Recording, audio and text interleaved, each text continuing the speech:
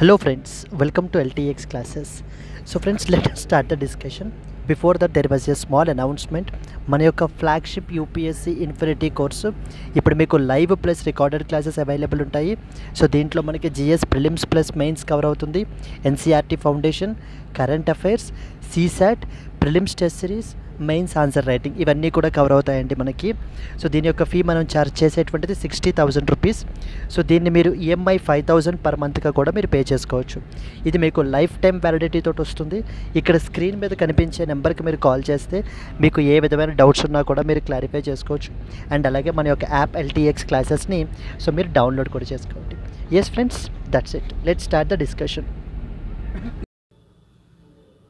Hello friends, welcome to 22nd April daily Hindu news analysis. ఈ వీడియోలో మనము 22nd ఏప్రిల్ హిందూ న్యూస్ పేపర్లో పబ్లిష్ అయిన ఇంపార్టెంట్ ఆర్టికల్స్ని మనం డిస్కస్ చేద్దామండి. Let us start the discussion.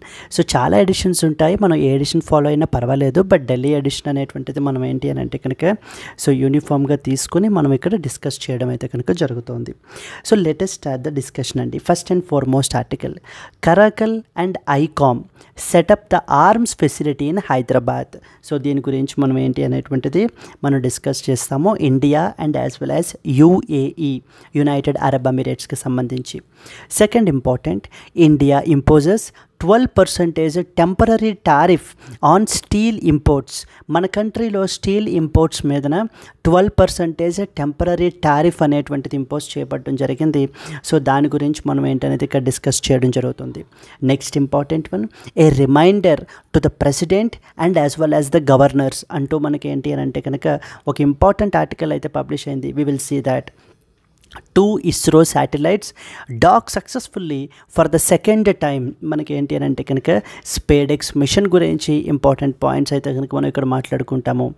జుడిషియరీస్ place A top the pyramid అంటూ మనకి ద ఇంపార్టెన్స్ ఆఫ్ జుడిషియరీ గురించి, ఇండిపెండెన్స్ ఆఫ్ ద జుడిషియరీ గురించి, అకౌంటబిలిటీ, ట్రాన్స్పరెన్సీ అనేటువంటి ఇంపార్టెంట్ ఆస్పెక్ట్స్ గురించి మనకి ఈ ఆర్టికల్లో కవర్ చేశారు. RBI permits minors above 10 to operate the bank accounts. Even though above the age of 10 ఉన్నా కూడా ఇండిపెండెంట్లీ బ్యాంక్ అకౌంట్స్ని ఆపరేట్ చేయడం గురించి ఆర్బీఐ రీసెంట్గా మనకి పర్మిషన్ అయితే ఇవ్వడం జరిగింది. దానికి సంబంధించి సర్క్యులర్ కూడా ఇష్యూ చేసింది. We will look into this particular article. So these are the important articles which we will cover in the today's Hindu news analysis. Let us start the discussion. First and foremost one, Caracal and as well as ICOMM set up the arms facility in Hyderabad. రీసెంట్గా మనకి ఏంటంటే ఈ కరాకల్ అనేటువంటిది, what is this Caracal, CARACAL. ఈ కరాకల్ అనేటువంటి company అనేది ఏంటంటే వీళ్ళు ఆర్మ్స్ తయారు చేస్తారండి. These are the basically small arms manufacturer ఎక్కడ మనకి United Arab Emirates, based in United Arab Emirates. వీళ్ళు రీసెంట్గా మన హైదరాబాద్లో ఒక మ్యానుఫ్యాక్చరింగ్ ఫెసిలిటీని ఎస్టాబ్లిష్ చేయడం జరిగింది. ఎవరితోటి? In collaboration with something called as ICOMM tele అనేటువంటి కంపెనీ వాళ్ళతోటి మనకి కొలాబరేట్ అయ్యి, ఇది మనకి ఏంటి అంటే ఐకామ్ టెలి అనేటువంటిది it's a group company of, it is a group company of somebody called as Megha engineering and infrastructure గ్రూప్కి సంబంధించింది అనమాట. ఇది మనం గుర్తుపెట్టుకోవాల్సిన అవసరం అయితే కనుక లేదు. So the Megha engineering and as well as the infrastructure group అని పిలవడం జరుగుతుంది. సో వీళ్ళిద్దరూ కొలాబరేట్ అయ్యి మనకి హైదరాబాద్లో ఏం ఎస్టాబ్లిష్ చేస్తున్నారు? ఒక స్మాల్ ఆర్మ్స్ మ్యానుఫ్యాక్చరింగ్ ఫెసిలిటీని ఎస్టాబ్లిష్ చేయడం జరుగుతుంది. ఇక్కడ రకరకాల డిఫరెంట్ మనకి ఏంటి అని అంటే కనుక స్మాల్ ఆర్మ్స్ని మనకైతే కనుక తయారు చేస్తారు. ఫర్ ఎగ్జాంపుల్ మనకి ఏవేంటి తయారు చేస్తారు అనేటువంటిది మనం చూసినట్లయితే కనుక like we have something called as CAR 816 rifles ఒకటి, CAR 816 రైఫిల్స్ అని, లేకపోతే మనకి ఏంటి అని అంటే కనుక CAR 817 అజాల్ట్ రైఫిల్స్. నెక్స్ట్ వచ్చేసి మనకి ఏంటి అని అంటే కనుక ఇలా డిఫరెంట్ టైప్స్ ఆఫ్ స్మాల్ ఆర్మ్స్ని మనకి ఇక్కడ హైదరాబాద్లో మనకి తయారు చేయడం జరుగుతుంది. This is very significant mile stone between the India and as well as UAE మధ్యన డిఫెన్స్ రిలేషన్షిప్ విషయంలో definitely this is a significant mile stone అని చెప్పేసి మనకి చెప్పడం జరుగుతుంది. ఎందుకంటే కనుక ఇది యొక్క మన మేక్ ఇన్ ఇండియాని మనకి ఏంటి అని అంటే కనుక ఫర్దర్గా ప్రమోట్ చేయడం జరుగుతుంది. సో ద సో కాల్డ్ ఆత్మ నిర్భరత ఆర్ సెల్ఫ్ రిలయన్స్ అనేటువంటి దాన్ని పెంచుతుంది. ఇండియా యూఏఈ మధ్య ఉండేటువంటి రిలేషన్ని ఇంకా ఫర్దర్గా మనకైతే కనుక స్ట్రెంగ్తన్ చేస్తుందండి. ఓకేనా. సో అంటే ఇది మనకి ఏంటంటే ఎగ్జామ్ పర్స్పెక్టివ్లో మనం రాసేటప్పుడు ఇండియా యూఏఈ రిలేషన్స్ గురించి మీరు మెన్షన్ చేస్తున్నప్పుడు దాంట్లో స్పెసిఫిక్గా డిఫెన్స్ రిలేషన్స్ గురించి రాసేటప్పుడు మీరు ఈ యొక్క కొలాబరేషన్ గురించి రాయొచ్చు. ఇలా కరకల్ అనేటువంటిది small arms manufacturer in UAE ఈ ఐకామ్ టెలి అనే వాళ్ళతోటి మనకి కొలాబరేట్ అయ్యి డిఫరెంట్ టైప్స్ ఆఫ్ స్మాల్ ఆర్మ్స్ని మనకైతే కనుక తయారు చేస్తున్నారు. ఆ మ్యానుఫ్యాక్చరింగ్ ఫెసిలిటీ అనేటువంటి దాన్ని మనకైతే కనుక హైదరాబాద్లో మనకైతే ఎస్టాబ్లిష్ చేస్తున్నారు అంటూ మనం మెన్షన్ చేయొచ్చు. Let us read the important points here. Then అలాగనే ఫర్దర్గా మనకి ఇండియా యూఏఈ మధ్య రిలేషన్స్ గురించి కూడా మనం ఏంటి అని అంటే కనుక ఫర్దర్గా స్టడీ చేసుకోవాలండి. ఎందుకంటే ఇండియా యూఏఈ మధ్యన మనం చూసుకుంటే లేటెస్ట్గా 2022లో ఒక కాంప్రిహెన్సివ్ ఎకనామిక్ పార్ట్నర్షిప్ అగ్రిమెంట్ అయితే కనుక మనకి సైన్ చేయబడడం జరిగింది. దాని మూలాన ఇండియా యూఏఈ మధ్యన ట్రేడ్ రిలేషన్ అనేటువంటిది ట్రేడ్ అనేది సిగ్నిఫికెంట్గా మనకి ఇంప్రూవ్ అయ్యింది టు అరౌండ్ $80 billion అనమాట మనకి. సో మనకైతే కనుక ఇంక్రీజ్ అవ్వడం అయితే కనుక జరిగింది. అండ్ విత్ దట్ మనకి United Arab Emirates became the third largest trading partner with respect to the third largest trading partner with the India. మనకి UAE became the third largest trading partner with that of the India. So the other countries వచ్చేసి మనకి United States of America, next one వచ్చేసి మనకి China or the other countries అండి. USA తోటి మనం చూసుకుంటే కనుక ట్రేడ్ సర్ప్లస్ అనేటువంటిది మనం మెయింటైన్ చేస్తున్నాము, అంటే మనం ఇది ఎంజాయ్ చేస్తున్నాము. అండ్ అదర్ కంట్రీస్ వచ్చేసి like we have the second country వచ్చేసి మనకి చైనా తీసుకుంటే కనుక రీసెంట్గా మనకి చైనా తోటి ట్రేడ్ డెఫిసిట్ అనేటువంటిది ఇంకా వైడన్ అయింది అని చెప్పేసి మనకైతే కనుక చెప్తున్నారు. దెన్ యునైటెడ్ అరబ్ ఎమిరేట్స్ తోటి కూడా we have the trade deficit అండి. So majority of the top countries తోటి మనమైతే ట్రేడ్ డెఫిసిట్లోనే ఉన్నాము. And country like mainly United States of America తోటి మనము ట్రేడ్ సర్ప్లస్లో ఉన్నాం. ఇక మెయిన్ అదర్ ట్రేడింగ్ పార్ట్నర్స్ తోటి ఇండియా ట్రేడ్ సర్ప్లస్లో ఉంది అనేటువంటి దాన్ని ఐడెంటిఫై చేయడానికి ప్రయత్నించండి. ఓకేనా. అంటే apart from United States of America, with what are all the other main countries with which India enjoys the trade surplus అనేటువంటి దాన్ని ఐడెంటిఫై చేయండి. Now let us read some important points. కరాకల్ అనేటువంటిది ఒక UAE బేస్డ్ మనకి small arms manufacturer అండి. వీళ్ళు ఎవరితో partner అయ్యారు? They partnered with ICOMM tele అనేటువంటి కంపెనీ తోటి మనకైతే పార్ట్నర్ అయ్యి, ఎందుకని? To set up a small arms manufacturing facility. So in Hyderabad, marking a new milestone in that of the India and as well as UAE యొక్క defence cooperation మధ్యన మనకి వచ్చేసి మనకి ఏంటి అంటే కరాకల్ గురించి ఇక్కడ మెన్షన్ చేసాము. It is A small arms manufacturer అండి. వీళ్ళు అబుదాబి బేస్డ్ UAE కంపెనీ అనమాట. ఇది ఐకామ్ అనేటువంటిది కూడా మన యొక్క Indian firm which provides integrated engineering facilities in that of the Hyderabad. ఇప్పుడు న్యూలీ మ్యానుఫ్యాక్చరింగ్ ఫెసిలిటీ ఏదైతే ఎస్టాబ్లిష్ చేశారో అవి ఏం చేస్తుంది? స్మాల్ ఆర్మ్స్ని మనకి తయారు చేస్తుంది.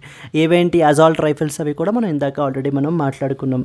ఈ యొక్క ఎస్టాబ్లిష్మెంట్ అనేటువంటిది లేదా ఈ ఇనిషియేటివ్ అనేది ఇండియా UAE మధ్యన ఉండేటువంటి డిఫెన్స్ కోఆపరేషన్ని ఇంకా ఫర్దర్గా మనకైతే కనుక స్ట్రెంగ్తన్ చేస్తుంది.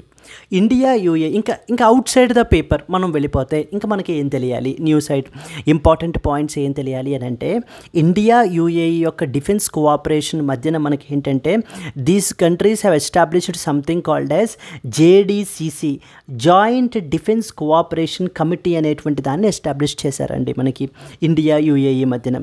వీళ్ళు ఏంటి అని అంటే కనుక they regularly participate in defence expos like ఐడెక్స్ అంటారు, నావడెక్స్ అని, ఐడెక్స్ అని. సో వీటిల్లో మనకి ఏంటి అని అంటే పార్టిసిపేట్ చేయడం జరుగుతుంది. అండ్ అలాగే జాయింట్ మిలిటరీ ఎక్సర్సైజెస్ కండక్ట్ చేస్తారు.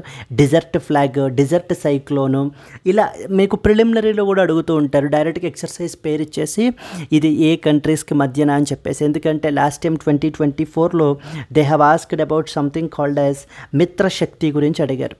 సో కాబట్టి డిఫెన్స్ ఎక్సర్సైజెస్ అనేవి కూడా మనకి చాలా ఇంపార్టెంట్ అనమాట.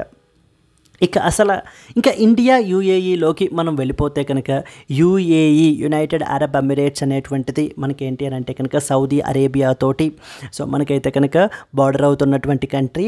ఇండియా యూఏఈ మధ్య డిప్లొమాటిక్ రిలేషన్స్ అనేటువంటివి 1972లో మనకైతే కనుక ఎస్టాబ్లిష్ అయ్యాయండి. The same year wildlife protection act 1972 వచ్చింది కదా, అదే ఇయర్లో మనకి. సో ఇన్ ద సేమ్ ఇయర్లోనే మనకి India and as well as UAE మధ్యన డిప్లొమాటిక్ రిలేషన్స్ అయితే మనకి ఫార్మల్గా మనకి అఫీషియల్గా స్టార్ట్ అయ్యాయి. ఆ తర్వాత that was elevated to strategic partnership got initiated in the year 2015. And trade పర్స్పెక్టివ్లో ఇండియా యూఏఈ మధ్యన there is something called as a Sepah, comprehensive economic partnership agreement అనేటువంటిది 2022లో మనకి ఫోర్స్లోకి అయితే వచ్చింది. వేర్ ద టార్గెట్ ఏంటంటే to Boost the trade to around $80 billion. As of now మనం చూసుకుంటే కనుక ట్రేడ్ వచ్చేసి 83 బిలియన్ డాలర్స్ మధ్యన ట్రేడ్ అయితే కనుక మనకి ఉందండి మనకి. ఎస్, మూవింగ్ ఫార్వర్డ్, ఇండియాలో యూఏఈ యొక్క ఇన్వెస్ట్మెంట్స్ చూస్తే అరౌండ్ $20 to $21 బిలియన్ అయితే కనుక ఉన్నాయి. Like including about $15 billion as foreign direct ఇన్వెస్ట్మెంట్గా మన కంట్రీలో ఇన్వెస్ట్మెంట్ అనేటువంటిది చేయబడడం జరిగింది. అండ్ ఫైనాన్షియల్కి సంబంధించి చూసుకుంటే మన యొక్క యూపీఐ అనేటువంటి దాన్ని కూడా యూఏఈలో మనకైతే కనుక ఇంట్రడ్యూస్ అయితే కనుక చేస్తున్నారు. ఇక ఎనర్జీ అండ్ కనెక్టివిటీ గురించి మాట్లాడితే యూఏఈ అనేది మనకి one of the leading key source అండి విత్ రెస్పెక్ట్ టు క్రూడ్ ఆయిల్కి సంబంధించి LNG, LPG. So for that of India మన కంట్రీకి మన యొక్క కంట్రీ యొక్క ఎనర్జీ సెక్యూరిటీని మెయింటైన్ చేయడం గురించి యూఏఈ చాలా క్రూషియల్ రోల్ అయితే కనుక ప్లే చేస్తుంది. ఈ రెండు కంట్రీస్ కూడా one of the important connectivity project called as IMEC, India Middle East Europe economic corridor అని చెప్పేసి మనకి 2023లో మనకైతే కనుక చేశారు. అయితే G20 న్యూఢిల్లీ డిక్లరేషన్ సైన్ చేసినప్పుడు ఈ యొక్క కనెక్టివిటీ ప్రాజెక్ట్లో India and UAE both are also the participants అనమాట మనకి. Enhancing the connectivity with Europe and as well as the Middle East. ఇక ఎడ్యుకేషన్ విషయానికి వచ్చేసరికి మన యొక్క ఇంటర్నేషనల్ క్యాంపస్లు కూడా మనకైతే కనుక ఎస్టాబ్లిష్ చేస్తున్నారు. ఫర్ ఎగ్జాంపుల్ ఐఐటి ఢిల్లీ వాళ్ళ యొక్క ఓవర్సీస్ క్యాంపస్ని అబుదాబీలో మనకైతే కనుక ఎస్టాబ్లిష్ చేశారు. Yes, so these are some of the అంటే ఇప్పుడు డిఫెన్స్ కోఆపరేషన్ ఇప్పుడు రీసెంట్గా సైన్ చేసినటువంటి ఇనిషియేటివ్ వల్ల ఆర్మ్స్ మ్యానుఫ్యాక్చరింగ్ ఫెసిలిటీ ఎస్టాబ్లిష్ చేయటం వల్ల ఇండియా యూఏఈ డిఫెన్స్ రిలేషన్షిప్లో ఇది ఒక సిగ్నిఫికెంట్ మైల్ స్టోన్ అని చెప్పేసి మనకైతే చెప్పడం జరుగుతుంది. ఇంకా అక్కడ అది పెట్టుకొని మనం ఏం చేయాలి, ఇండియా యూఏఈ గురించి మనం హోలిస్టిక్గా తెలుసుకోవాలి. ట్రేడ్ పరిస్థితులు ఎలా ఉన్నాయి, డిఫెన్స్ పరిస్థితులు ఎలా ఉన్నాయి, దెన్ నెక్స్ట్ వచ్చేసి అదర్ ఇంపార్టెంట్ ఆస్పెక్ట్స్ ఇంకేమేమి ఉన్నాయి అనేటువంటిదన్నీ కూడా మనం అయితే కనుక చూసుకోవాలండి. వీటితో పాటుగా అసలు యూఏఈ యొక్క జియోగ్రాఫికల్ లొకేషన్ గురించి కూడా మనం అయితే మాట్లాడుకోవడం చేయాలన్నమాట. ఇప్పుడు యునైటెడ్ అరబ్ ఎమిరేట్స్ మీరు తీసుకుంటే కనుక this is what is UAE. మనకి ఇది సౌదీ అరేబియా తోటి, నెక్స్ట్ వచ్చేసి ఒమన్ తోటి, then we have the Qatar. ఈ యొక్క 3 కంట్రీస్ తోటి, a 3 countries, Saudi Arabia, Qatar and as well as Oman. ఈ 3 కంట్రీస్ తోటి మనకి ఏంటి అని అంటే కనుక యూఏఈ మనకి బార్డర్ అనేటువంటి షేర్ చేసుకుంటుంది. మీరు ఎస్టర్డేస్ హిందూ న్యూస్ అనాలిసిస్ చూస్తే సౌదీ అరేబియా న్యూస్లో ఉంది మనకి. ఎందుకని, సో రానున్న రోజుల్లో మన యొక్క Indian prime minister is going to visit to Saudi Arabia. So 3rd time మనకి సౌదీ అరేబియాని విజిట్ చేయడం అయితే కనుక జరుగుతోంది. సో అందుకని సౌదీ అరేబియా రీసెంట్గా న్యూస్లో ఉంది, యూఏఈ రీసెంట్గా న్యూస్లో ఉంది. ఓవరాల్ ఈ రీజియన్ అంతా కూడా మనకి చాలా ఇంపార్టెంట్ అయిపోతుంది అనమాట మనకు అప్పుడు. ఓకేనా, సో చూడండి ఈ ఎక్కడ లొకేట్ అయ్యి ఉంది, it is located on the Arabian peninsula and bordered by A countries. First one వచ్చేసి మనకి సౌదీ అరేబియా, సెకండ్ వన్ వచ్చేసి మనకి ఏంటి అని అంటే ఒమన్, థర్డ్ వన్ వచ్చేసి మనకి ఖటార్. Saudi Arabia, Oman and as well as ఖటార్, ఈ 3 కంట్రీస్ తోటి మనకి ల్యాండ్ బార్డర్ షేర్ చేసుకుంటుంది. అండ్ అది కాకుండా it is also bordered by the Gulf of Oman and as well as the Persian Gulf. ఇది ఇక్కడ చూసుకుంటే గల్ఫ్ ఆఫ్ ఒమన్ ఇక్కడ ఉంది, దెన్ ఇక్కడ చూస్తే పర్షియన్ గల్ఫ్ అనేది ఇక్కడ ఉంది. వీటితోటి కూడా మనకి సో బార్డర్ అనేటువంటి షేర్ చేయడం జరుగుతుంది. ఏ దేశాలతోటి ల్యాండ్ బార్డర్ షేర్ చేసుకుంటుంది అని అంటే so these 3 countries, Saudi Arabia, Oman and as well as the Qatar అండి. Yes, it also shares the coastline with strait of Hormuz. Very very very significant strait అనమాట మనకి ఈ యొక్క straight of హోర్మూజ్ అనేటువంటిది. Straight of హోర్మూజ్ వేటిని, ఏ water బాడీస్ని మనకి connect చేస్తుంది అనేటువంటిది please try to comment. Strait of Hormuz అనేది చాలా సిగ్నిఫికెంట్ స్ట్రైట్ అనమాట మనకి. అంటే ట్రేడ్ పర్స్పెక్టివ్లో కానీ విత్ రెస్పెక్ట్ టు ఈ యొక్క ఆయిల్ ట్రేడ్ స్పెసిఫికల్లీకి సంబంధించి తీసుకుంటే కనుక along with Iran and as well as Oman A strategic maritime choke point for that of the global oil shipments. అదే కదా మనం అనుకున్నది ఇప్పుడు.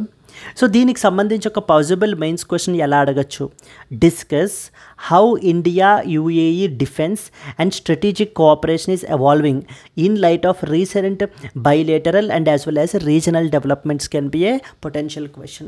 సో ఈ యొక్క ఆర్టికల్లో మనం ఎక్కడి నుంచి స్టార్ట్ చేసామండి, we started from the arms manufacturing facility. ఎక్కడ ఎస్టాబ్లిష్ చేస్తున్నారు, హైదరాబాద్లో ఎస్టాబ్లిష్ చేస్తున్నారు. ఏ కంపెనీస్, కరాకల్ అనేటువంటి కంపెనీ, ఐకామ్ అనేటువంటి కంపెనీ, వీళ్ళిద్దరూ కూడా మనకి హైదరాబాద్లో ఒక మ్యానుఫ్యాక్చరింగ్ ఫెసిలిటీని ఎస్టాబ్లిష్ చేసి మనకి స్మాల్ ఆర్మ్స్ని ఎక్కడ మనకి తయారు చేస్తారు. That is what is the idea. And further we went moving forward, India UAE మధ్యన మనం ఇంపార్టెంట్ పాయింట్స్ చూసాము. యూఏఈకి సంబంధించినటువంటి so geographical location related points అన్నీ కూడా మనం అయితే కనుక మాట్లాడుకున్నాం ఇక్కడ. This is the simple bird's eye view అంటారనమాట, overall overview. Now let us move on to the next article. India imposes 12% temporary tariff on steel imports. Yes, so this is something related to మనకి ఏంటి అని అంటే కనుక రీసెంట్గా మన కంట్రీలో steel imports అనేటువంటి వాటిని మనకి ఏంటి అని అంటే కనుక కొంత ఇది చేయడం గురించి, మన డొమెస్టిక్ ఇండస్ట్రీని కాపాడడం గురించి మనము 12% టెంపరరీ టారిఫ్ అనేటువంటిది విధిస్తున్నాం. Like it is in the form of something called as safeguard duty అని చెప్పేసి పిలుస్తారు మనకి. Safeguard duty. There are different duties ఉంటాయండి. Duties are nothing but taxes. అంటే ఇప్పుడు మన ట్రంప్ అనౌన్స్ చేశారు కదా మనకి రకరకాల టారిఫ్స్, ఇండియా మీద ఎంత పర్సంటేజ్, 26% టారిఫ్ విధించారు. ఇలాగ కొన్ని ఇంపార్టెంట్ డ్యూటీస్ ఉంటాయన్నమాట. ఏవేంటి అని అంటే కనుక we have something called as anti dumping duty అంటారు. Anti dumping duty. రెండవది వచ్చేసి మనకి ఏంటి అని అంటే కనుక countervailing duty. Then we have the safeguard duty అని చెప్పేసి పిలుస్తాం. సేఫ్ గార్డ్ డ్యూటీ అని చెప్పేసి అంటే ఒక్కొక్క పర్పస్కి మనకైతే కనుక సర్వ్ చేయడం గురించి మనకైతే చేస్తారు. ఫస్ట్ చూడండి, యాంటీ డంపింగ్ డ్యూటీ. ఆ పేరులోనే ఉంది కదా డంపింగ్.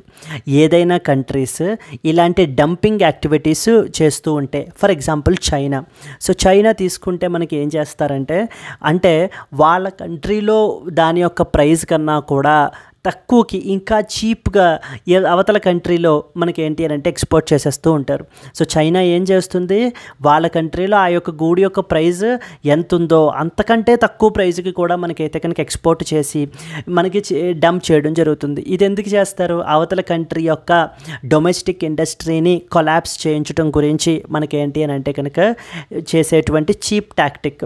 ఇది కంట్రీస్ లైక్ చైనా చేస్తుంటాయి.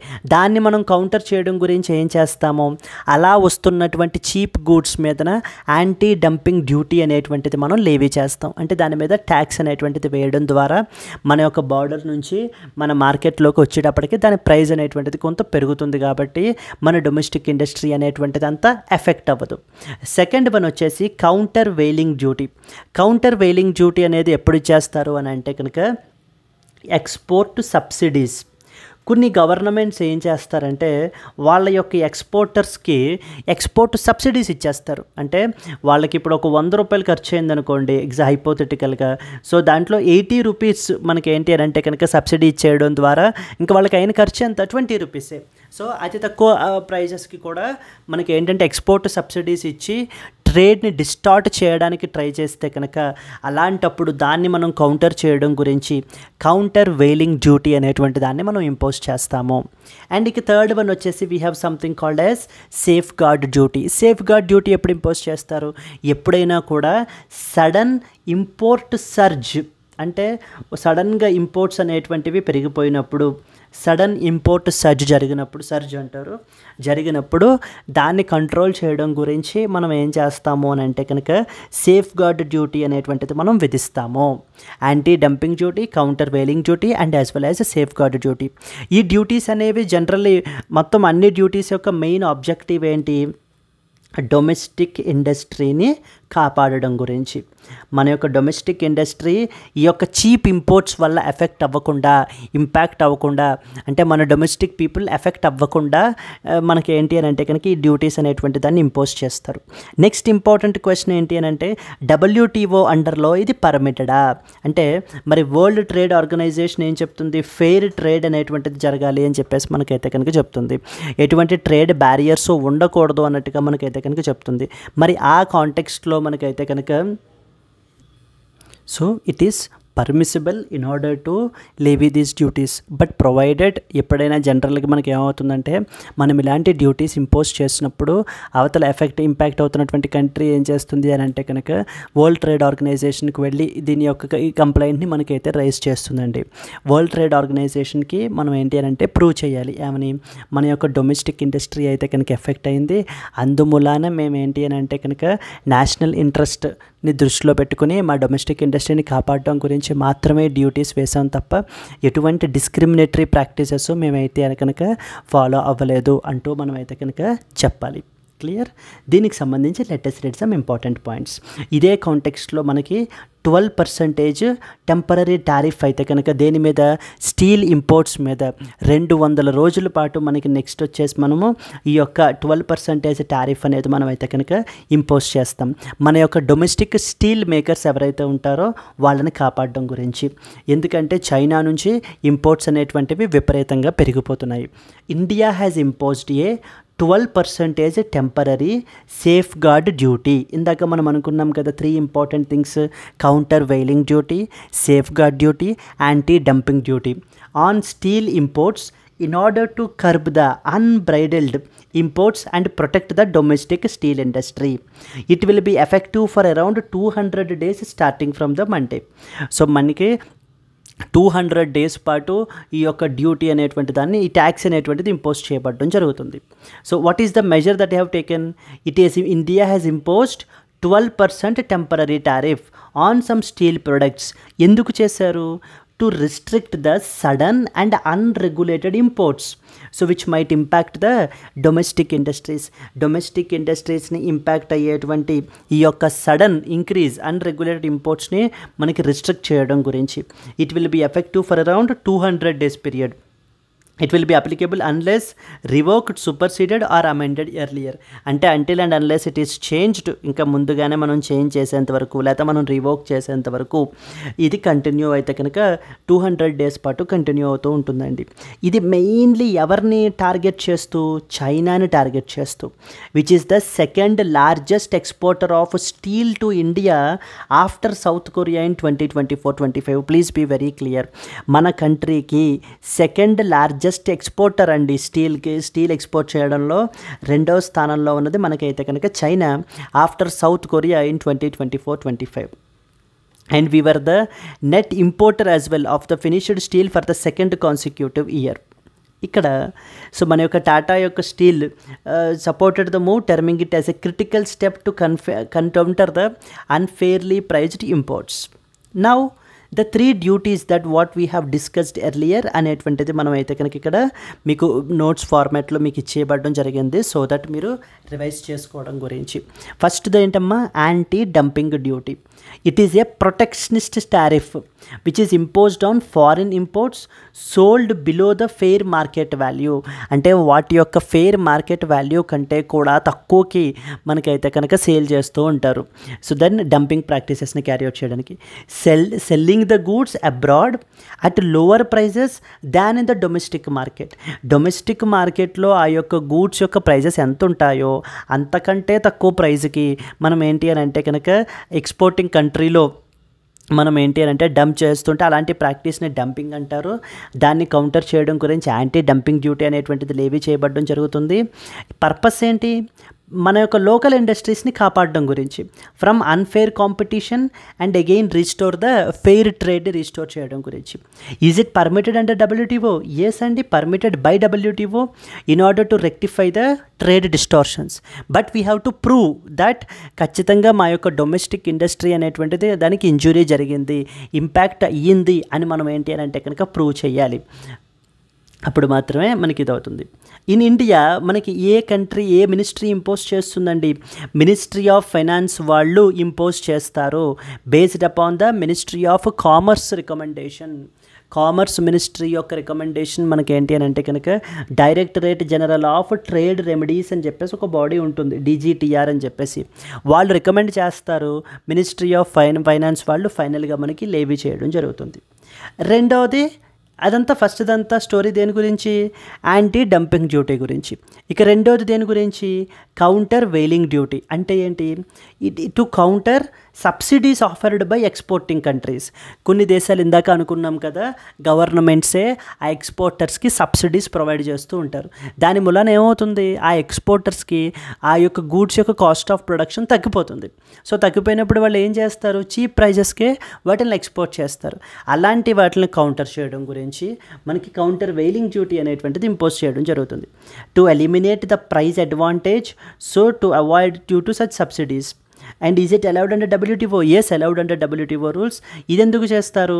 డొమెస్టిక్ ప్రొడ్యూసర్స్ని ప్రొటెక్ట్ చేయడం గురించి, ఫ్రమ్ ద ఆర్టిఫిషియల్లీ చీప్ ఇంపోర్ట్స్ని నుంచి కాపాడడం గురించి.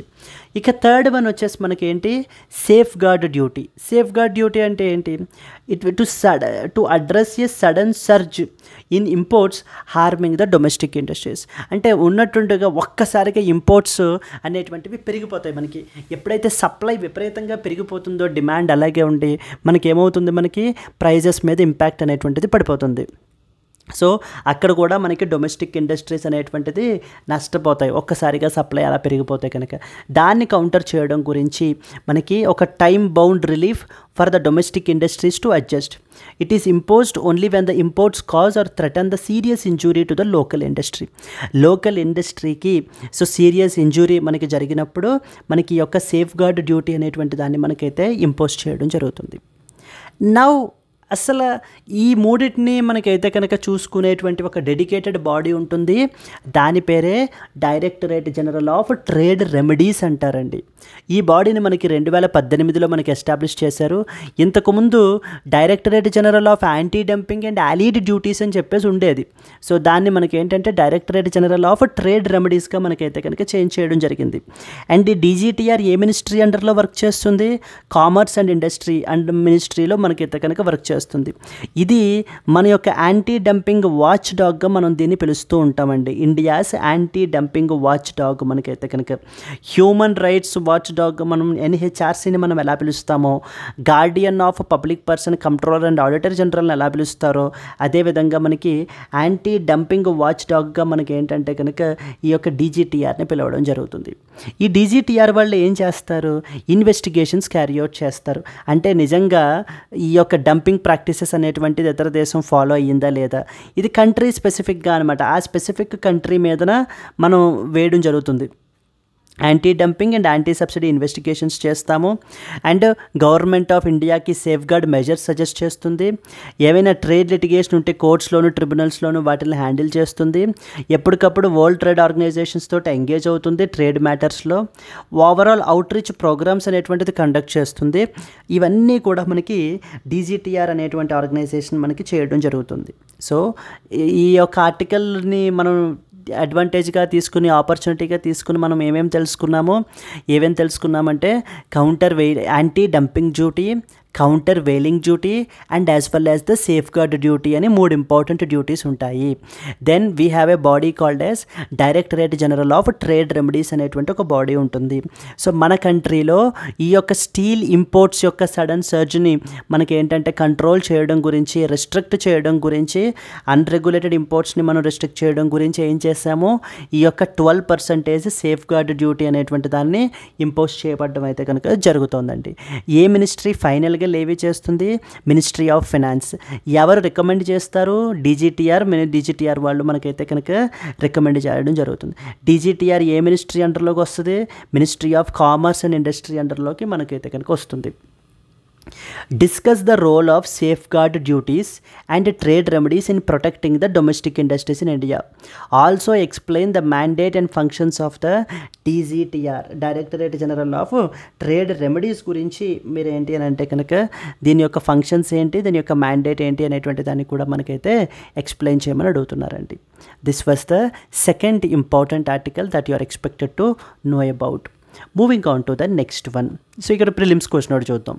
Which of the following statements about anti dumping duty is are are correct? Okay, first one, it is imposed when goods are imported at a price higher than their market value in the exporting country. It is aimed at rectifying the unfair trade practices and maintaining the fair competition. It is imposed only after the approval from that of the WTO. Select the correct answer using the code below. So anti dumping duty అనేటువంటిది WTO approval తీసుకున్న తరువాతన మనకి impose చేస్తారా? అక్కర్లేదు కదండి. No such approval is required. So third statement is wrong. Second one, ఇది మనకి ఎందుకు చేస్తారు? అన్ఫెయిర్ ట్రేడ్ ప్రాక్టీసెస్ని రెక్టిఫై చేసి ఫెయిర్ కాంపిటీషన్ అనేటువంటిది మెయింటైన్ చేయడం గురించి. Correct one. ఫస్ట్ వన్ చూడండి, it is imposed when goods are imported at a price higher than their market value in the exporting country. Exporting కంట్రీలో వాటి యొక్క ప్రైజెస్ కన్నా కూడా ఎక్కువకి సేల్ చేస్తారా, తక్కువకి ఇచ్చేస్తారా? Prices lower than their market value in the exporting country. So first statement is wrong. Only correct statement అండి. 2 only is the correct one. Anti-dumping duty is imposed when importing goods are priced lower, not higher than their market value in the exporting country. Exporting country లో for example India and as well as China ఉన్నాయనుకోండి. So చైనాలో ఆ యొక్క market value of the గూడ్ వచ్చేసి 100 rupees అనుకుంటే కనుక, చైనాలో ఆ పర్టికులర్ ఎగ్స్ అనేటువంటి ఒక గూడ్ యొక్క వాల్యూ 100 రూపీస్. ఇప్పుడు దానిని మనకి ఏంటి అని అంటే కనుక అది మార్కెట్ వాల్యూ అక్కడ. సో దీన్ని మనకి ఇప్పుడు తీసుకొచ్చేసి 50 రూపీస్కే మన యొక్క ఇండియాలో మనకి సేల్ చేస్తూ ఉంటే కనుక that you can categorize it as the dumping practice, selling lower than their fair market value in the exporting country అని చెప్పేసి మనకైతే కనుక పిలుస్తారు. ఓకేనా? ద డ్యూటీ ఎందుకని? To correct the distortions which are caused by the unfair trade వల్ల మనకి cause అయినటువంటి డిస్టార్షన్స్ని మనకి ఏంటంటే కనుక కరెక్ట్ చేయడం గురించి. WTO permits member countries to impose it but does not approve the each imposition. మామూలుగా అయితే కనుక ఈ ఫెయిర్ ట్రేడ్ అనేటువంటిది ఉండాలి, ఈ ఎక్సెప్షన్స్ అనేటువంటివి ఉంటాయి. బట్ అలా అని ప్రతిసారి మనం వెళ్ళి WTOకి అప్రూవల్ తెచ్చుకోవాల్సిన అవసరం ఏమీ లేదండి. Third statement is incorrect.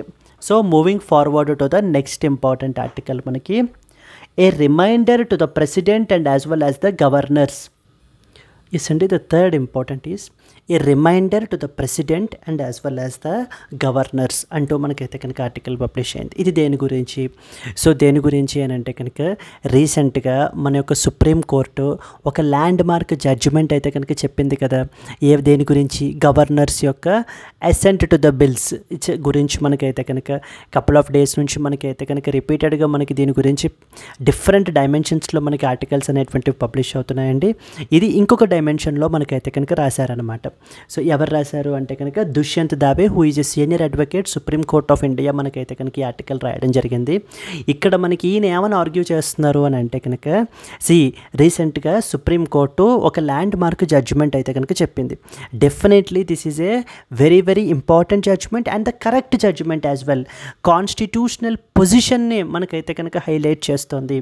ఇక్కడ సెంట్రల్ లెవెల్లో కానీ స్టేట్ లెవెల్లో కానీ, ఇప్పుడు ఫర్ ఎగ్జాంపుల్ సెంట్రల్ లెవెల్లో ప్రెసిడెంట్ తీసుకుంటే, ఎక్స్క్యూజ్ మీ, స్టేట్ లెవెల్లో గవర్నర్ అనేటువంటి పర్సన్ని మనం తీసుకున్నట్లయితే కనుక వీళ్ళు ఏం చేయాలి? They have to aid and as well as they have to take the decision upon the aid and advise of the council of ministers కదా. కౌన్సిల్ ఆఫ్ మినిస్టర్స్ యొక్క ఎయిడ్ అండ్ అడ్వైస్ ద్వారానే వీళ్ళు ఏంటి అని అంటే కనుక డెసిషన్స్ అనేటువంటివి తీసుకోవాలి. They are just the nominal, they are just the ceremonial head అంతే. సో ద రియల్ పవర్ అనేటువంటిది ఎవరికి ఉంటుంది? రిప్రజెంటేటివ్ గవర్నమెంట్ ఏదైతే ఉంటుందో, మరి ఎలక్షన్స్ అవి కండక్ట్ చేసి, డైరెక్ట్ ఎలక్షన్స్ కండక్ట్ చేసి అట్ ద సెంట్రల్ లెవెల్లోనూ స్టేట్ లెవెల్లోనూ మనము రిప్రజెంటేటివ్ గవర్నమెంట్స్ని మనం ఎలక్ట్ చేసుకున్నాం కదా, వాళ్ళకి ఎక్కువ పవర్ అనేటువంటిది ఉంటుంది. The real power lies with that of the representative government, not with the governor and as well as the president. వీళ్ళు జస్ట్ సెరిమోనియల్ హెడ్ అంతే. వీళ్ళు ప్రెసిడెంట్ విషయంలో అటువంటి ప్రాబ్లం లేదు, కానీ గవర్నర్స్ విషయంలో మటుకు ఏంటంటే వీళ్ళకి ఇచ్చినటువంటి పవర్ని మిస్యూజ్ చేస్తున్నారు, వీళ్ళకి ఉన్నటువంటి డిస్క్రిషనరీ పవర్స్ని అబ్యూజ్ చేస్తున్నారు. ఇది ఎంత మాత్రం కరెక్ట్ కాదు. సుప్రీంకోర్టు ఇప్పుడు రీసెంట్గా తీసుకొచ్చినటువంటి అంటే ఒక టైం బౌండ్ అనేటువంటి దాన్ని పెట్టింది మనకి బిల్స్ క్లియర్ చేయడం విషయంలో. ఇప్పటిదాకా మనకి ఏం జరిగేది, ఇప్పుడు స్టేట్ లెజిస్లేటివ్ అసెంబ్లీ నుంచి ఒకవేళ కౌన్సిల్ ఉంటే కౌన్సిల్ కూడా నుంచి మనకి ఆ బిల్ అనేటువంటిది గవర్నర్కి వెళ్తుంది. గవర్నర్ ఏం చేయాలి, దానికి అసెంట్ అనేటువంటిది ఇవ్వాలి. ఏ ఆర్టికల్ అండర్ ప్రకారంగా, ఆర్టికల్ నెంబర్ 200 ప్రకారంగా. కానీ గవర్నర్స్ ఏం చేస్తున్నారు, particularly the state of Tamil Nadu కానీ కేరళ కానీ ఇలా కొన్ని స్టేట్స్లో గవర్నర్స్ ఏం చేస్తున్నారు అని అంటే కనుక ఆ బిల్స్ మీద ఎటువంటి డెసిషన్ తీసుకోకుండా ఏళ్ల తరబడి డిలే అనేటువంటిది చేసేస్తున్నారు. ఇది కాదు కదా వాళ్ళు చేయాల్సింది, వాళ్ళు వాయిస్ ఆఫ్ ద పీపుల్ని కౌంటర్ చేస్తున్నారు. ఇప్పుడు ఈ బిల్ ఎవరు పాస్ చేశారు, లెజిస్లేటివ్ అసెంబ్లీ వాళ్ళు పాస్ చేశారు. లెజిస్లేటివ్ అసెంబ్లీలో the representatives of the people ఉన్నారు. అంటే స్టేట్ లెజిస్లేటివ్ అసెంబ్లీ ఒక బిల్లు పాస్ చేసిందంటే అది ఎవరి వాయిస్, అది పీపుల్ యొక్క వాయిస్ అది. సో దాన్ని ఈ గవర్నర్ ఏం చేస్తున్నారు, వాళ్ళ యొక్క డిస్క్రిషనరీ పవర్ను ఉపయోగించుకొని సో దాన్ని మనకి ఏంటి అని అంటే కనుక రిస్ట్రిక్ట్ చేస్తున్నారు, డిలే చేస్తున్నారు, ఇంప్లిమెంట్ అవ్వనివ్వకుండా చేస్తున్నారు. ఈ విషయంలో మనకి ఏంటంటే సుప్రీంకోర్టు చాలా కరెక్ట్గా జడ్జిమెంట్ అయితే కనుక చెప్పింది. సో చాలామంది జ్యుడిషియరీ మనకి ఏంటి అని అంటే కనుక ఇది అని చెప్పేసి మనకైతే ఓవర్ రీచ్ అని చెప్పేసి మనకైతే కనుక చెప్తున్నారు. But definitely that is not thing. మనకేంటంటే కనుక ఇది ఖచ్చితంగా ఈ యొక్క గవర్నర్స్ యొక్క ఇదిని మనకేంటి అని అంటే కనుక కాన్స్టిట్యూషనల్ రోల్ని మరలా గుర్తు చేసి కాన్స్టిట్యూషన్లో ప్రిస్క్రైబ్ చేయనటువంటి ఈ యొక్క టైం బౌండ్ని మనకైతే కనుక ఇవ్వడం అనేటువంటి చేశారు అనేది చెప్తున్నారండి. అండ్ వీళ్ళిద్దరికీ both president and as well as governors మీరు ఓత్ తీసుకునేటప్పుడే మీరు ఏంటి అని అంటే కనుక కాన్స్టిట్యూషన్ని ప్రొటెక్ట్ చేస్తాము, అప్హోల్డ్ చేస్తాము అంటూ మనకైతే కనుక చెప్పారు. మీరు it is your constitutional duty to give assent to the bills. People యొక్క వాయిస్కి మీరు అసెంట్ అనేటువంటిది ఇవ్వాలి, అది మీరు మర్చిపోకూడదు అంటూ మరలా గుర్తు చేస్తున్నారండి ఆథర్ ఇక్కడ. Yes, let us read some important points. This article by Dushyant Dave, who is a senior advocate, Supreme Court of India, reflects on the Supreme Court's judgment in the state of Tamil Nadu versus Governor of Tamil Nadu 2025. Straight away మనకి ఇలాగే అడుగుతారండి. ఇలాగ ఇచ్చేసి మనకి ఏంటంటే కనుక state of Tamil Nadu versus governor of Tamil Nadu, what is the Supreme court యొక్క final judgement ఏంటి, అవుట్కమ్ ఏంటి, జడ్జ్మెంట్ అవుట్కమ్ ఏంటి అనేటువంటిది కూడా మనకు అడుగుతుంటారు. జడ్జ్మెంట్ అవుట్కమ్ ఏంటి, అసెంట్ టు ద బిల్స్కి, అసెంట్ ఇవ్వాల్సినటువంటి బిల్స్కి ఇప్పటిదాకా కాన్స్టిట్యూషన్లో ఎటువంటి టైం బౌండెడ్ లేదు, అంటే టైం ప్రిస్క్రైబ్ చేయలేదు. వితిన్ 3 monthsలో క్లియర్ చేయాలి, 1 monthలో క్లియర్ చేయాలి అనేటువంటి టైం బౌండ్ అనేటువంటిది లేదు. దాని వలన గవర్నర్స్ ఏం చేస్తున్నారు, ఏళ్ల తరబడి ఆ బిల్స్ మీద అలా కూర్చుంటున్నారు తప్ప వాటిని క్లియర్ చేయట్లేదు. ఇప్పుడు సుప్రీంకోర్టు వచ్చి ఏం చేసింది, ఇంటర్వ్యూన్ అయ్యి ఇది అన్కాన్స్టిట్యూషనల్ ఇలా చేయటం వల్ల, కాబట్టి it should be with in the reasonable time మీరు వాటిని క్లియర్ చేయాలి అని ఆ టైం బౌండ్ని మనకైతే కనుక ఇవ్వడం జరిగిందండి. ఇక్కడ మనకి స్టేట్మెంట్స్ ఇస్తూ ఉంటారు. So according to the constitution of India, ఇక్కడ స్టేట్మెంట్ చూడండి చాలా జాగ్రత్తగా. The constitution of India clearly stipulated the time frame for clearing the bills, for giving the assent to the bills, అంటే గవర్నర్ అనేటువంటి వ్యక్తికి బిల్స్ని క్లియర్ చేయడంలో అంటే అసెంట్ ఇవ్వడంలో కాన్స్టిట్యూషన్ ఆఫ్ ఇండియా చాలా క్లియర్గా టైం లైన్ని స్టిపులేట్ చేసింది అని అడుగుతారండి. ఓకే, నిజంగా చేసిందా, చేసుంటే గొడవే లేదు కదా, చెయ్యకపోవడం వల్లనే కదా ఇప్పుడు దాన్ని మిస్యూజ్ చేశారు. ఇప్పుడు సుప్రీంకోర్టు వచ్చి ఏం చేసింది, సుప్రీంకోర్టు స్టిపులేట్ చేసింది ఇప్పుడు మనకి. సో ఇదే స్టేట్మెంట్ ఇస్తే మనకి రాంగ్ స్టేట్మెంట్, ఎందుకంటే the constitution of India did not stipulated the time frame for giving the assent to the bills. That was in fact done by the Supreme court of India in the state of Tamil Nadu versus the governor of Tamil Nadu కేసులో మనకైతే కనుక provide చేశారు. Clear, that is where the thing that you are expected to know. Last 1 ఇయర్లో మనకి వచ్చినటువంటి supreme court judgements అన్నీ కూడా మనకి ఇంపార్టెంట్ అండి మనకి, ఓకేనా. Then let us read the few more points. It reaffirmed the constitutional mandate that India follows మనము పార్లమెంటరీ ఫార్మ్ ఆఫ్ గవర్నమెంట్ అనేది ఫాలో అవుతామండి. So we want more responsibility than that of stability కన్నా కూడా మనం ఏంటంటే కనుక ఎక్కువ రెస్పాన్సిబిలిటీకి, అకౌంటబిలిటీకి మనం అయితే కనుక హై ప్రయారిటీ అనేటువంటిది మనం ఇవ్వడం జరుగుతుంది. And president and governors they must act in aid and advise of the council of ministers, not on the personal discretion. కాన్స్టిట్యూషన్లో క్లియర్గా స్టిపులేట్ చేశారు మనకి, ఏమని, president and council of ministers యొక్క ఎయిడ్ అండ్ అడ్వైస్ తోటి మనకైతే కనుక మనకి డెసిషన్స్ అనేవి తీసుకోవాలి. A article number 74 of the constitution. Similarly the governor should aid and as well as act in accordance with the aid and advice of the Council of Ministers. 163 of the Constitution లో మనకైతే కనుక mention చేయబడడం జరిగింది. Clear? Now further moving forward, Dr. B.R. Ambedkar clearly stated that India choose a parliamentary form of government rather than that of the America's presidential form. ఎందుకనంటే మనకి accountability అనేది ఎక్కువ ఉండాలి, responsibility అనేది ఉండాలి అనే ఉద్దేశంతో, rather than stability. The president of India is not the executive head but constitutional head who is bound by the ministerial advice, much like the British monarch. అంటే the president of India is a ceremonial head మనకి. The same way goes with the governor as well. They are just constitutional heads. వాళ్ళు elected government ఏదైతే ఉందో వాళ్ళు చెప్పిన council of ministers యొక్క aid and advice తోటి మనకైతే కనుక వర్క్ చేయాలి అనేది పాయింట్గా మనకైతే మెన్షన్ చేయబడడం జరిగింది. ఇక్కడ మనం ఆర్టికల్స్ కూడా మెన్షన్ చేసాం చూడండి. Article number 74 and article number 163 they require the president and governor. అంటే 74 వచ్చేసి ప్రెసిడెంట్కి సంబంధించి, 163 వచ్చేసి గవర్నర్కి సంబంధించి, to act upon the aid and advice of the council of ministers తోటి వీళ్ళు వర్క్ చేయాలి. They are not, the president and governors are not supreme executives. They cannot act independently unless explicitly permitted. వీళ్ళు మనకి ఏంటి అని అంటే కనుక వాళ్ళ ఓన్ డిస్క్రిషన్ తోటి, గవర్నర్కి కొంతమేరకు డిస్క్రిషన్ ఉంటుందండి, ప్రెసిడెంట్కి ఆ డిస్క్రిషన్ కూడా మనకైతే కనుక ఉండదు మనకి. ఎస్, దర్ ఆర్ డిఫరెంట్ జడ్జ్మెంట్స్ని కూడా మనకి కోట్ చేశారు. For example, Shamsher Singh versus state of Punjab case 1974, Nabam Rebia versus deputy speaker case 2016 case. Supreme court held that real executive power అనేటువంటిది ఎలెక్టెడ్ మినిస్టర్స్ చేతుల్లో ఉంటుంది తప్ప కాన్స్టిట్యూషనల్ హెడ్స్ అండర్లో ఉండదు. మళ్ళీ పార్లమెంటరీ క్యారెక్టర్ ఆఫ్ అవర్ కాన్స్టిట్యూషన్ని మనకైతే కనుక రీఇన్ఫోర్స్ చేశారు. Now coming to the latest case, that is the state of Tamil Nadu versus governor of Tamil Nadu case తీసుకుంటే, the Supreme Court ruled that governor అనేటువంటి వ్యక్తి cannot delay or obstruct the advice of the elected government. ఇప్పుడు తమిళనాడులో governor ఏం చేశారు మనకి, ఆ 10 bills మీదన సంవత్సరాల పాటు డెసిషన్ ఏమీ తీసుకోకుండా అలా ఉంచేయడం జరిగిందండి.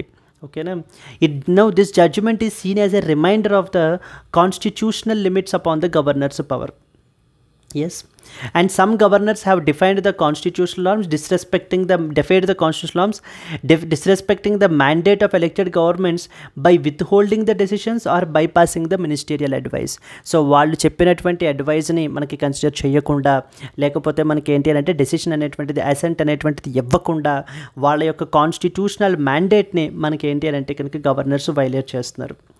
వీళ్ళు ఓత్ తీసుకునేటప్పుడే, అంటే president under article number 60 and governor under article number 159 require them to take an oath. వీళ్ళు ఏమని ప్రమాణ స్వీకారం చేస్తారు వీళ్ళు, నేను I will preserve, protect and defend the constitution and the law and to devote themselves to the service and well-being of the people కి గురించి నేను ఏంటి అని అంటే కనుక వర్క్ చేస్తాను అని చెప్పేసి వీళ్ళు ప్రమాణ స్వీకారం తీసుకుంటారు. మరి అదే వ్యక్తి, అదే governor, how can when they act contrary to the ministerial advice or delay the actions, they violate their oath and constitutional duty. So constitution వాళ్ళ మీద ఇంపోజ్ చేసినటువంటి డ్యూటీని వ్యతిరేకించినట్టే, వైలేట్ చేసినట్టే అంటూ మనకైతే కనుక ఈ యొక్క ఆథర్ మనకి మాట్లాడుతున్నారండి. సో ఫైనల్గా what are the suggestions? President కానీ సెంట్రల్ లెవెల్లో లేదా గవర్నర్ కానీ స్టేట్ లెవెల్లో వాళ్ళు స్ట్రిక్ట్ కాన్స్టిట్యూషనల్ బౌండరీస్ అండర్లో ఆపరేట్ అవ్వాలి. That to under the aid and advise of the ministers వీళ్ళు వర్క్ అయితే కనుక చేయాలి. Union government and judiciary must act swiftly when constitutional functionaries are delaying the decisions or behaving the unconstitutionally. For example, ఈ విధంగా governors అనేటువంటి వ్యక్తులు ఈ విధంగా అన్కాన్స్టిట్యూషనల్లీ మనకి చేస్తున్నప్పుడు సుప్రీంకోర్టు ఈ విధంగా ఇంటర్వ్యూన్ అవ్వడం అనేటువంటిది డెఫినెట్లీ కాన్స్టిట్యూషనల్ పొజిషన్ని కరెక్ట్ చేయడం అనేటువంటిది డెఫినెట్లీ అన్క్వశ్చనబుల్ అని చెప్పేసి మనకి ఆర్టికల్లో మనకి రాసుకుని వస్తున్నారండి. ఎస్, అండ్ ఇలాగనే మనకి ఏంటంటే అనదర్ ప్రాబ్లం ఉంటుంది. ఇంకొకటి ఏంటంటే యాంటీ డిఫెక్షన్ లాకి సంబంధించి స్పీకర్ యొక్క డెసిషను. యాంటీ డిఫెక్షన్ లా విషయంలో మనకి ప్రిసైడింగ్ ఆఫీసర్ కదా ఫైనల్ సే తీసుకునేది. అంటే ఒక పర్సన్ని డిస్క్వాలిఫై చేయాలా లేదా అనేటువంటిది యాంటీ డిఫెక్షన్ లా ప్రకారంగా మనకి ప్రిసైడింగ్ ఆఫీసర్ డెసిషన్ తీసుకుంటారు. అక్కడ కూడా అంతే, ఎటువంటి టైం లేను మనకి కాన్స్టిట్యూషన్ ప్రిస్క్రైబ్ చేయలేదండి. టైం లేన్ అనేది కాన్స్టిట్యూషన్ ప్రిస్క్రైబ్ చేయలేదు. అందుకని అక్కడ కూడా ప్రిసైడింగ్ ఆఫీసర్స్ ఈ ప్రొవిజన్ని కూడా మనకైతే కనుక మిస్యూజ్ చేయడం అయితే జరుగుతోంది. Clear? This is what is the next important article. A reminder to the president and as well as the governor that it is your constitutional duty. It is the మనకి ఏంటి అంటే మీరు వర్క్ చేయాల్సినటువంటిది, మీరు మీ యొక్క కర్తవ్యాలను నిర్వర్తించాలి, మీరు aid and advice of the council of ministers work చేయాలి. అంతే తప్ప మీకున్న డిస్క్రిషనరీ పవర్ని మిస్యూజ్ చెయ్యకూడదు, పొలిటిసైజ్ చేయకూడదు. మీరు స్టేట్ యొక్క ఇంట్రెస్ట్స్ని కాపాడాలి తప్ప మీ యొక్క పొలిటిసైజ్ చేసి సెంట్రల్ గవర్నమెంట్ యొక్క విమ్స్ అండ్ ఫ్యాన్సీస్కి ఇదిగా మీరు ఏంటి అని అంటే కనుక ఇది చేయకూడదు అని చెప్పేసి మనకైతే చెప్పడం జరిగింది. This is what is the another important article. Moving on to that of the next one. Yes, just a minute. Okay. 2 ISRO satellites dock successfully for the second term. Yes అండి, this is something related to something called as SpadeX అంటారు. SpadeX machine అని చెప్పేసి అంటే అర్థం ఏంటి? Space docking experiment అని అర్థం. Space docking experiment.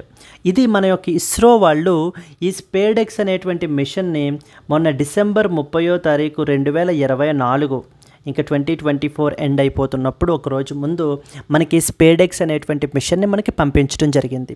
ఇక్కడ మనకి ఏంటంటే స్పేస్ డాకింగ్ ఎక్స్పెరిమెంట్. డాకింగ్ అంటే అర్థం ఏంటమ్మా? డాకింగ్ అంటే అర్థం ఏంటంటే జాయినింగ్. సో ఈ ప్రాజెక్ట్ ద్వారా మనం ఏం చేసామంటే రెండు స్మాల్ శాటిలైట్స్ని తీసుకుని మనము ఫస్ట్ది వచ్చేసి మనకి target and as well as the chaser అంటూ మనకి 2 ఇంపార్టెంట్ వాటిని మనం తీసుకుని ఏం చేసాము, ఆ రెండింటిని మనము డాకింగ్ అనేది పర్ఫామ్ చేయడం జరిగింది. ఆ తర్వాత పవర్ ట్రాన్స్ఫర్ అది చేసిన తర్వాత అన్డాక్ కూడా చేసాం. మళ్ళీ ఆ రెండింటి కూడా స్ప్లిట్ అయ్యే విధంగా మనం ఏంటి అని అంటే కనుక క్యారీ అవుట్ చేయబడడం జరిగింది. ఇదంతా మనం డెమాన్స్ట్రేట్ చేసామండి. ఇదంతా కూడా రీసెంట్గా మనకి ఇప్పుడు ఏంటట సెకండ్ టైం మనం ఏంటంటే కనుక డాకింగ్ అనే దాన్ని క్యారీ అవుట్ చేస్తున్నాం. చూడండి, the ISRO has successfully executed the second docking of the 2 satellites. మొదటిది చేజర్, రెండవది వచ్చేసి target, which are part of a mission అనుకున్నామో? SpaDeX mission. Union ministry for science and technology Jitendra Singh said on Monday. Glad to inform that the second docking of satellites has been accomplished successfully. As informed earlier, the PSLV C60 or SpadeX mission was successfully launched on 30th December 2024. అనుకున్నాం కదా, December 30th 2024 మనకి ఇది చేయడం గురించి. ఎందుకంటే ఈ demonstration చాలా important అండి. ఈ యొక్క డాకింగ్ సంబంధించి మనకి ఏంటంటే కనుక చాలా ఇంపార్టెంట్. ఎందుకంటే ఫ్యూచర్లో మనకి మన own space station, so the Bharatiya Antariksh station మనం ఏంటి అని అంటే కనుక ఎస్టాబ్లిష్ చేయదలుచుకుంటున్నాం. అలాంటప్పుడు ఒక అంతరిక్ష స్టేషన్ ఎస్టాబ్లిష్ చేయాలి అని అంటే ఒక సింగిల్ లాంచ్ వెహికల్ ద్వారా మనం మొత్తం అంతటిని కూడా మనం పైకి తీసుకుని వెళ్ళలేము. కాబట్టి మనం మాడ్యూల్స్ వైజ్గా తీసుకుని వెళ్ళి, అంటే డిఫరెంట్ లాంచ్ వెహికల్స్గా తీసుకుని వెళ్ళి పైన వాటిని జాయిన్ చేయాలి, అంటే డాకింగ్ అనేది పర్ఫామ్ చేయాలి. మరి మనం ఇలా చెయ్యగలము అని చెప్పేసి ముందు ప్రూవ్ చేయాలి కదా, ముందు డెమాన్స్ట్రేట్ చేయాలి కదా. ఆ డెమాన్స్ట్రేషనే ఇది. మనకి ప్రపంచ దేశాల్లో అతి తక్కువ దేశాలు మాత్రమే మనకి ఈ యొక్క డాకింగ్ ఎక్స్పెరిమెంట్ అనే దాన్ని సక్సెస్ఫుల్గా మనకైతే కనుక కండక్ట్ చేశాయండి. మనకేంటి అని అంటే with this we were the 4th country to do this docking. మనకి ఇంతకుముందు యునైటెడ్ స్టేట్స్ ఆఫ్ అమెరికా వాళ్ళు, నెక్స్ట్ వన్ వచ్చేసి రష్యా వాళ్ళు, దెన్ చైనా వాళ్ళు, ఈ ముగ్గురు దేశాలు కూడా మనకి డాకింగ్ ఎక్స్పెరిమెంట్ అనేది కండక్ట్ చేశారు. And the fourth one being India. ఇదే పాయింట్ మీద అడుగుతారు. SpaDeX mission, consider the following statements about SpaDeX mission అని చెప్పేసి ఇచ్చి, ఈ యొక్క మిషన్ అనేటువంటిది మన యొక్క ఫ్యూచర్ స్పేస్ స్టేషన్ మనం ఎస్టాబ్లిష్ చేయడంలో చాలా సిగ్నిఫికెంట్ రోల్ ప్లే చేస్తుంది అని అంటూనే, ప్రపంచంలోనే India became the first country in order to perform this docking experiment అని అడుగుతారు. అబ్సల్యూట్లీ రాంగ్ అండి. ఫస్ట్ కాదు కదా, మనము ఆల్రెడీ మనకంటే ముందు ఇంకా ముగ్గురు ఉన్నారు. యుఎస్ఏ, రష్యా, చైనా ఆల్రెడీ ఈ యొక్క డాకింగ్ ఎక్స్పెరిమెంట్ని చేసి డెమాన్స్ట్రేట్ చేయడం జరిగింది. And we were the fourth country to do that. Clear? That is another important thing that you are expected to know about మనకి. సో ఇది రానున్న రోజుల్లో మనం క్యారీ అవుట్ చేసేటువంటి whether with respect to that of the మనకి ఏంటి అని అంటే కనుక మూన్కి సంబంధించిన మిషన్స్ కానీ, లేకపోతే మన యొక్క స్పేస్ స్టేషన్కి మిషన్కి కానీ, ఇవన్నీ కూడా మనకైతే కనుక ఈ డాకింగ్ అనేది చాలా ఎక్కువగా మనకైతే ఉపయోగపడుతుంది అనమాట. క్లియర్? ఇక్కడ చూడండి, the demonstration of this technology is essential for future mission such as sending an astronaut to the moon, returning the samples from the moon, building and operation of our Indian owned space station are some of the examples that we are expected to know about. Yes. So this is what about this particular article అండి. మనకి exam పర్స్పెక్టివ్లో మీకు SpaDeX mission గురించి అయితే కనుక తెలియాలి. మొన్న December 30th మనం conduct చేశారు. ఆ తర్వాత మనకి డాకింగ్ పెర్ఫామ్ చేసాము, అన్డాక్ కూడా మనం చేయడం జరిగింది. ఇప్పుడు సెకండ్ టైం మనకి డాకింగ్ అనేటువంటి దాన్ని క్యారీ అవుట్ అయితే చేస్తున్నారు.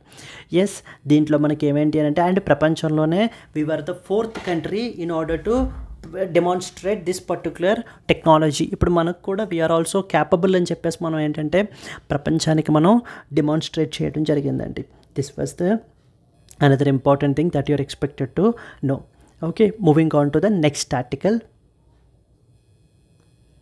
Yes, moving to the next one. Judiciary's place A top the pyramid అంటూ మనకి ఏంటి అని అంటే కనుక ఒక ఇంపార్టెంట్ ఆర్టికల్ అయితే కనుక కాంటెక్స్ట్ బేస్లో పబ్లిష్ అయిందండి. The vice president's recent criticism of the judiciary has received a mixed response, but complaints about lack of transparency, accountability, apprehensions also shared by the public need to be addressed appropriately అంటూ మనకి ఏంటంటే, so రీసెంట్గా మన యొక్క vice president Dhankhar రీసెంట్గా మనకి జగదీప్ ధాన్కర్ రీసెంట్గా కొన్ని క్రిటిసిజమ్స్ అనేటువంటిది చేశారండి. ఎవరి మీద? సుప్రీం కోర్టు మీద, పర్టికులర్లీ ఆన్ మల్టిపుల్ ఆస్పెక్ట్స్ మీద. దానికి సంబంధించి ఏంటి అని అంటే కనుక ఈ యొక్క ఆర్టికల్లో మనకి వాటిని కొన్ని కౌంటర్ చేస్తూ, కొన్ని కాంప్లిమెంట్ చేస్తూ మనకైతే కనుక important points ni address chesaru. Let us see them. This article addresses Vice President Jagdeep Dhankar's recent criticism of judiciary regarding its transparency, accountability, judicial review powers and judgments which are affecting the executive's role. The author evaluated these comments in the light of the Constitution, past precedents and democratic principles, and highlighted that there is an importance of maintaining the balance between the constitutional institutions. So first అసలు ఏమేం criticisms చేశారు? మొట్టమొదట there is lack of transparency in the judicial investigations. Judicial ఇన్వెస్టిగేషన్స్లో transparency అనేటువంటిది లేదు అంటూ మనకి ఏంటి అని అంటే కనుక ఒక క్రిటిసిజం అనేటువంటిది చేయడం జరిగింది. ఎందుకంటే రీసెంట్గా ఈ యొక్క ఢిల్లీ హైకోర్టు జడ్జ్ యొక్క ఇంట్లో మీరు రెసిడెన్స్లో మీరు చూసినట్లయితే కనుక ఈ యొక్క బ్యాంక్ నోట్స్, సగం కాలిపోయినటువంటి బ్యాంక్ నోట్స్ అనేటువంటివి మనకి ఏంటి అని అంటే కనుక దొరికాయి. ఆ తర్వాతన మనకి ఏంటంటే కనుక ఇన్వెస్టిగేషన్ అది కూడా మనకి వేశారు. బట్ కానీ ఇంకా దానికి సంబంధించి ఏంటి అనేటువంటి కాంక్రీట్ ఇది మనకి ఏంటి అంటే కనుక రిపోర్ట్ అయితే కనుక లేదు. ఏం యాక్షన్స్ తీసుకుంటున్నారు అనేటువంటిది కూడా మనకైతే కనుక మనకి లేదు అని చెప్పేసి, సో కాబట్టి ఏంటంటే ఈ జుడిషియల్ ఇన్వెస్టిగేషన్స్లో ట్రాన్స్పరెన్సీ లేదు అంటూ మన యొక్క వైస్ ప్రెసిడెంట్ మనకి క్రిటిసైజ్ చేస్తున్నారండి. He questioned the legality and transparency of a probe by the judges in to a case involving the recovery of huge sum of cash at a Delhi high court judges residence, stating that no law passed by the parliament permits such procedure. So మనకి ఏ parliament దీనికి సంబంధించి ఎటువంటి లా కూడా చేయలేదు, ఎటువంటి legality అనేటువంటిది లేదు అంటూ మనకి ఏంటంటే ఫస్ట్ క్రిటిసిజం అనేటువంటిది చేయడం జరుగుతుంది. సెకండ్ ఇంపార్టెంట్ క్రిటిసిజము మీరు ఇందాక చూసినట్లయితే ఇందాక ఆర్టికల్లో మనం చూసాం. దేనికి సంబంధించి మనకి గవర్నర్స్కి సంబంధించినటువంటి టైం లైన్ అనేటువంటిది ప్రొవైడ్ చేశారు కదా. Like for example 1 month to 3 months అనేటువంటిది టైం లైన్ అనేటువంటిది ఇచ్చారు ఫర్ డిఫరెంట్ ఆస్పెక్ట్స్. అసెంట్ అనేటువంటిది ప్రొవైడ్ చేయాలి అన్నది. అండ్ అలాగనే మనకి సుప్రీంకోర్టు ఏం చెప్పిందంటే కనుక ఈ యొక్క మ్యాండమస్ కూడా ఇష్యూ చేయబడడం జరుగుతుంది. మ్యాండమస్ అంటే ఏంటి? Do the duty. గవర్నర్ యొక్క డ్యూటీ ఏంటి ఈ విషయంలో? అసెంట్ టు ద బిల్స్ అనేటువంటిది ప్రొవైడ్ చేయడం.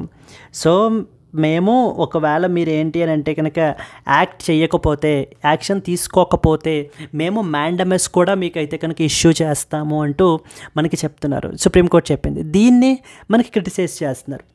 Criticized the recent Supreme Court judgment that directed the President and Governors to act within a time-bound frame on state bills. Argued that issuing a writ of mandamus to such high constitutional officers may defy the constitutional structure. So constitutional స్ట్రక్చర్నే మనకి ఏంటి అని అంటే కనుక disturb చేసే విధంగా మనకైతే కనుక ఉంది అంటూ మనకి సెకండ్ క్రిటిసిజం చేశారు. ఫస్ట్ది ఏంటి? ఇన్వెస్టిగేషన్కి సంబంధించింది. ఏంటి? ట్రాన్స్పరెన్సీ లేదు ఇన్వెస్టిగేషన్స్లో అని చెప్పి. రెండవది ఏంటి? ఇలాంటి పెద్ద పెద్ద హై కాన్స్టిట్యూషనల్ ఆఫీసర్స్కే మ్యాండమస్ అనేటువంటిది మీరు ఇష్యూ చేస్తారా అంటూ second important criticism. Third one వచ్చేసి ఏంటంటే జ్యుడిషియరీ ఈ యొక్క ఏదైతే ఆర్టికల్ మనకైతే కనుక అసెంట్ టు ద బిల్స్ ఇవ్వాలి అనే జడ్జిమెంట్ ఇచ్చారో అది దేని ఆధారంగా చేసుకుని? Article number 142 of the constitution. Article number 142 అనేటువంటిది సుప్రీంకోర్టుకి అన్కంట్రోల్డ్ పవర్ అనేటువంటిది మనకైతే అన్లిమిటెడ్ పవర్ అనేది ఇస్తుందండి to perform the complete justice. అంటే ఒక వ్యక్తికి కానీ, ఒక ఆర్గనైజేషన్కి కానీ, ఒక ఇష్యూలో కానీ కంప్లీట్ జస్టిస్ క్యారీ అవుట్ చేయడం గురించి సుప్రీంకోర్టు ఏ నిర్ణయమైనా కూడా తీసుకోవచ్చు అనమాట. ఇప్పుడు కూడా గవర్నర్స్ వాళ్ళు వినకపోతూ ఉంటే, వాళ్ళు బిల్స్ మీద సైన్లు పెట్టకపోతూ ఉంటే వాళ్ళని ఇది చేయడం గురించి ఒక టైం లైన్ని కూడా సుప్రీంకోర్టు తీసుకొచ్చింది. ఎలాగా? ఆర్టికల్ 142 ఉపయోగించి. సో అందుకని దీన్ని కూడా మనకి క్రిటిసైజ్ చేస్తున్నారు. సుప్రీంకోర్టు ఈ మధ్యన విపరీతంగా ఈ యొక్క ఆర్టికల్ 142ని విపరీతంగా యూజ్ చేస్తున్నారు అంటూ మనకి క్రిటిసిజం అనేటువంటిది చేస్తున్నారండి. So that is courts have increasingly relied upon article number 142 to complete justice, often overriding the established executive authority, thereby undermining the democratic will. అంటే ఎగ్జిక్యూటివ్ అథారిటీని మనకేంటి అని అంటే కనుక ఓవర్ రైడ్ చేస్తూ మనకైతే కనుక దీన్ని డెసిషన్స్ అనేటువంటిది తీసుకుంటున్నారు. Expressed the concern that judicial activism is crossing the line into something called as judicial over reach అనేటువంటిది మనకైతే కనుక. సో దీనికి సంబంధించి మనకైతే కనుక ఆథర్ ఏమేం మాట్లాడుతున్నారు అనేది చూద్దామండి. Critics believe that vice president's speech does not suit the constitutional decorum that is expected out of his high office. So yet the author note that these concerns resonate with the public sentiment, especially regarding the judicial accountability. So vice president of India is another important constitutional position.